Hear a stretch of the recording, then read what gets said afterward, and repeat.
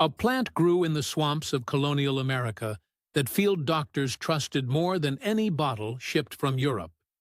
During the influenza pandemic of 1918, military physicians at Camp Devens, Massachusetts, documented cases where boneset preparations were administered to soldiers and noted unusually rapid fever resolution in patients who received them.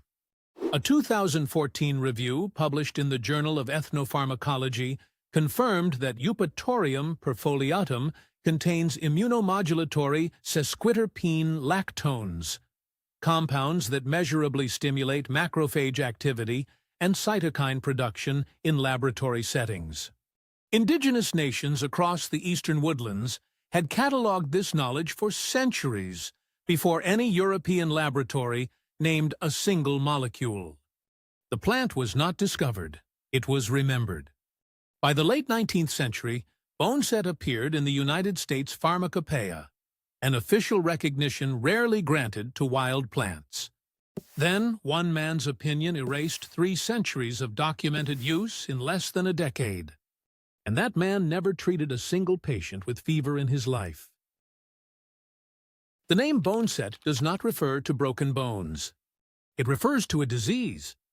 Breakbone fever, now known as dengue, caused excruciating musculoskeletal pain that felt as though the skeleton itself was fracturing from the inside.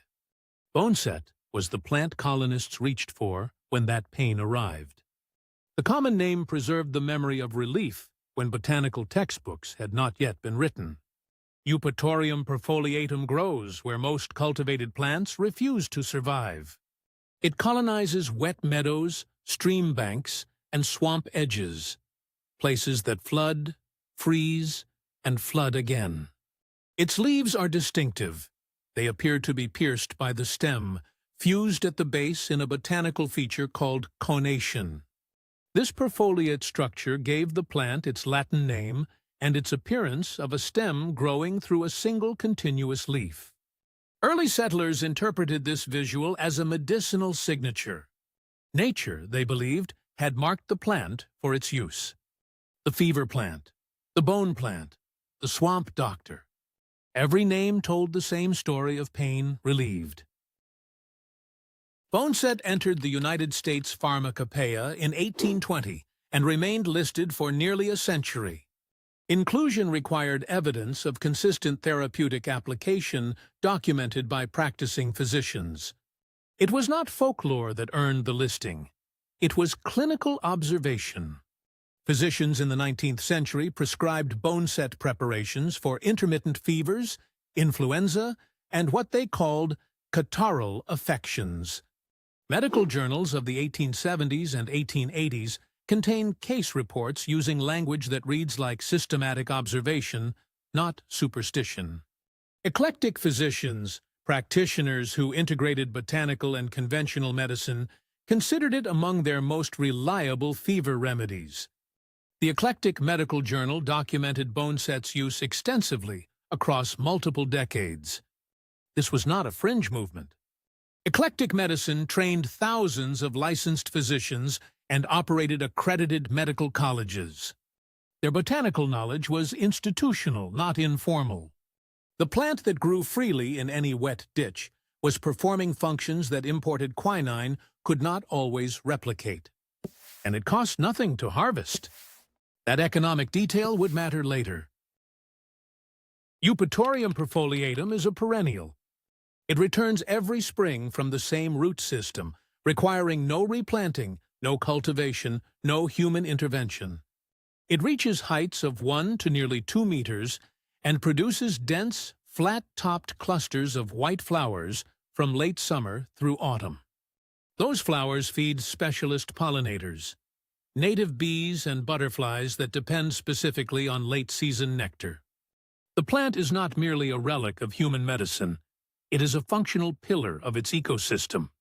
Phytochemical analysis has identified multiple bioactive classes within the plant: sesquiterpene lactones, flavonoids, polysaccharides, and caffeic acid derivatives. Laboratory studies have demonstrated immunostimulant properties in isolated fractions of Eupatorium perfoliatum. The mechanisms align with what historical practitioners empirically observed without instruments. A 2022 study in Plants Journal characterized the plant's polysaccharide fractions as capable of activating macrophages in cell culture conditions. The swamp produced a pharmacology that laboratories are still cataloging. But the plant is no longer found in pharmacies. It was removed from official medicine long before the chemistry was understood. In 1910, Abraham Flexner published a report commissioned by the Carnegie Foundation that permanently restructured American medicine. The Flexner report evaluated medical schools across the country and recommended closing the majority. It was presented as a modernization effort, a push toward evidence-based, scientifically rigorous training. What it also accomplished was the systematic elimination of eclectic medicine and botanical pharmacology from accredited curricula. Schools that taught plant-based therapeutics were classified as inadequate. They closed within years of the report's publication. Flexner was an educator, not a physician. He had no medical degree.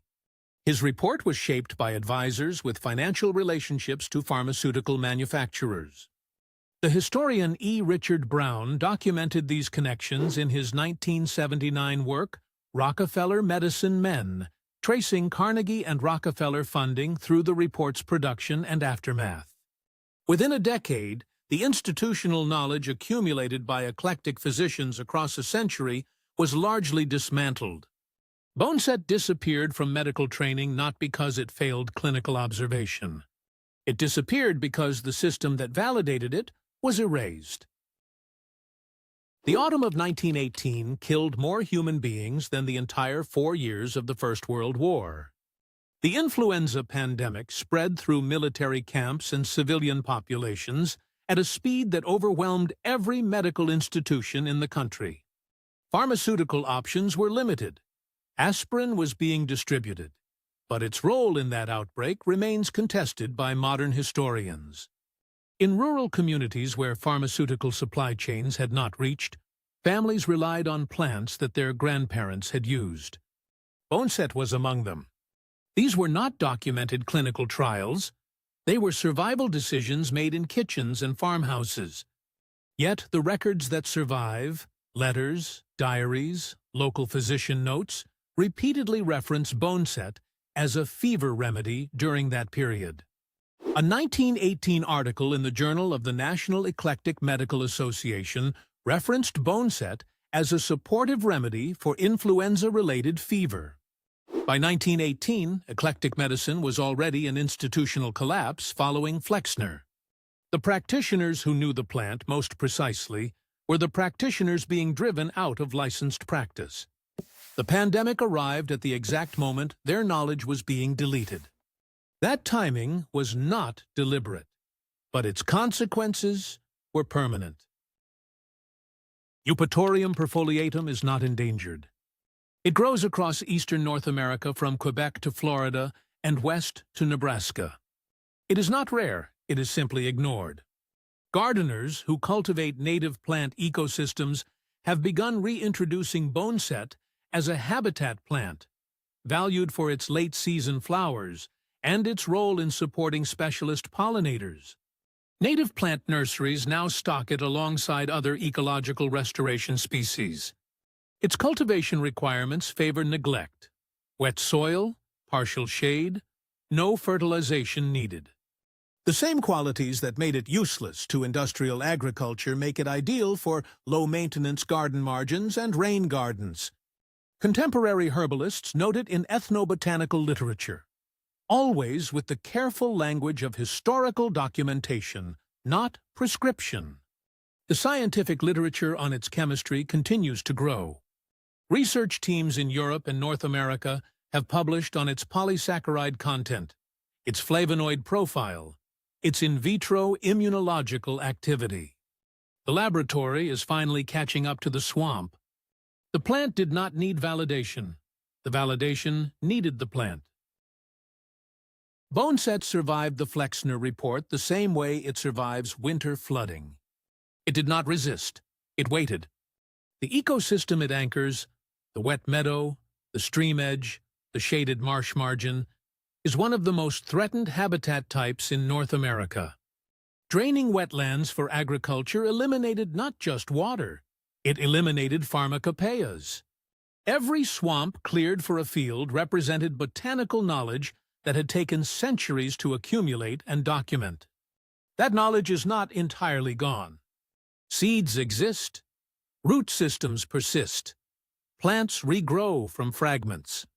The ethnobotanical record compiled by researchers like Daniel Moorman preserves what practitioners once knew in practice. History has a longer memory than any single institution. The plant that colonial armies carried to fever wards still grows along the same rivers. It asks nothing. It simply persists. That is perhaps the most radical thing a plant can do in an era that profits from scarcity.